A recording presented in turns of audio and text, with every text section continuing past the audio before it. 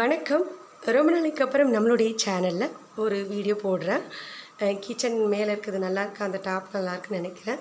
ஏன்னா இப்போ நல்லாயிருக்கு. அதுக்கு முன்னாடி பார்த்திங்கன்னா ரொம்ப அழுக்காக இருந்துச்சு, அதாவது ஆயிலாக இருந்துச்சு. ரொம்ப நாளைக்கு அப்புறம் நான் வந்து க்ளீன் பண்ணுறதே டைம் கிடைக்காதனால அப்படி க்ளீன் பண்ணாமட்டே இன்றைக்கி க்ளீன் பண்ண வந்து மனசு ரொம்ப திருப்தியாக இருக்குது.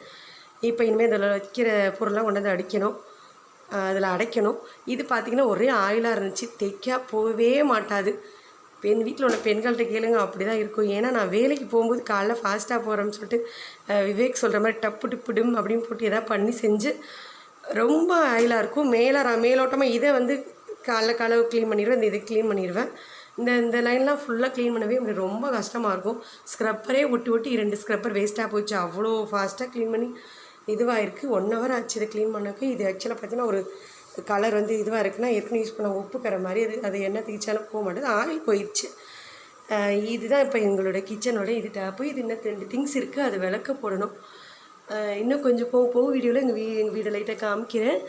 இது பார்த்திங்கன்னா இந்த லீவ் டைம் வந்துடுச்சா, அதனால் ஸ்கூல் போகிறது கொஞ்சம் கம்மியாகிடுச்சு. வீடியோ வந்து போடலாம், ஏன்னா வீடியோ போட முடியலை. காலைல ஸ்கூலு, பிள்ளைகள் பார்த்துக்கணும், ஈவினிங் வந்து டியூஷனு அப்படி இப்படின்னு ஆயிரம். சமைச்சு போட்டு தூங்கிட்டு திரும்ப காலைல அப்படி ரொட்டீனாக போயிடுது. செல் எடுத்தாமாவே டைம் போகிறதே தெரிய மாட்டேங்குது.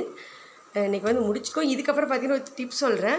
இதில் என்னென்னு பார்த்தீங்கன்னா, இதை க்ளீன் பண்ணுறதுக்கு பேஸ்ட்டு அது இதுன்னு சொல்லிட்டு யூடியூப்பில் எதாவது சொல்லுவாங்க. நான் ட்ரை பண்ணுவேன். அவ்வளோ போட்டால் இவ்வளோ பேஸ்ட்டு போடுற மாதிரி இருக்கும். நம்ம அந்த துணி துவைக்கிறதுக்கு லிக்யூடு யூஸ் பண்ணுவோம் பார்த்திங்களா, அந்த லிக்யூடு வந்து மேக்ஸிமம் அந்த விம்ஜல் இந்த மாதிரிலாம் எடுத்து போகிறதுக்கு பாத்திரம் தைக்கிறதுக்கு யூஸ் பண்ணுறதை விட அந்த இது கொஞ்சம் போட்டு யூஸ் பண்ணி வச்சுங்க, சூப்பராக கேட்கும். அதை விட கொஞ்சம் இது பவர்ஃபுல்லாக இருக்க மாதிரி இருக்கும், ஈஸியாக தேய்க்கிற மாதிரி இருக்கும். கொஞ்சம் ஆயில், இந்த பிசுப்பெல்லாம் கொஞ்சம் என்ன தான் க்ளீன் பண்ணால் இந்த பிசுப்பு ஒரு மாதிரி லேயர் ஃபுல்லாக அதில் ரிம்மில் ஃபுல்லாக ஒட்டியிருக்கும். அதை யூஸ் பண்ணுறதுக்கு கண்டிப்பாக நீங்கள் வந்து துணி துவைக்கிற லிக்யூடில் கொஞ்சம் ஊற்றி சூப்பராக செஞ்சு பாருங்கள், நல்லாயிருக்கும்.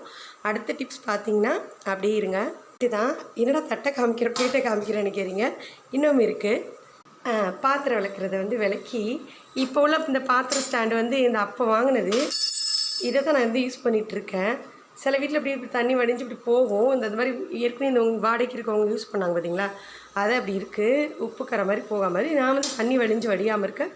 இந்த மாதிரி இந்த ஸ்டாண்டை விட கொஞ்சம் பிளேட் வந்து அதிகமாக இருக்குது, அகலமாக இருக்க பிளேட்டை யூஸ் பண்ணோம்னா தண்ணி வடிஞ்சு இதில் ஸ்டோரேஜ் ஆயிரும்.